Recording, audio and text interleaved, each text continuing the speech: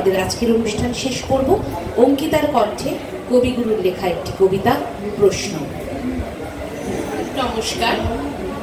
বর্তমান পরিস্থিতিকে মাথায় রেখে আজকের এই বিশেষ দিনে আমার কণ্ঠে কবিগুরুর কলমে সকলের মনের প্রশ্ন তুলে ধরার চেষ্টা করছি।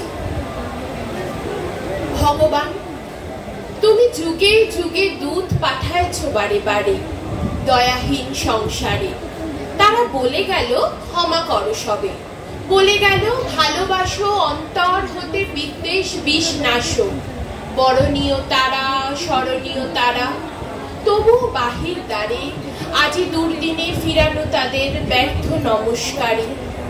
আমি যে দেখেছি গোপন হিংসা কপট রাত্রি ছায় হেনেছে নিঃসহায়। আমি যে দেখেছি প্রতিকারহীন শব্দের অপরাধে বিচারের বাণী নীরবে নিভৃতে কাঁদে। আমি যে দেখিনি তরুণ মালব উন্মাদ হয়ে ছুটে কি যন্ত্রণায় মরেছে পাথরে নিষ্ফল মাথা খুঁটে। কণ্ঠ আমার রুদ্ধ আজিকে বাসি সঙ্গীত হারা অমাবস্যার কারা। রুদ্ধ করেছে আমার ভুবন দুঃস্বপনের তলে, তাই তো তোমায় সুধায় অশ্রু জলে। যাহারা তোমার বিষাইছে বায়ু নিভাইছে তব আলো, তুমি কি তাদের ক্ষমা করিয়াছ? তুমি কি বেসেছ ভালো? নমস্কার।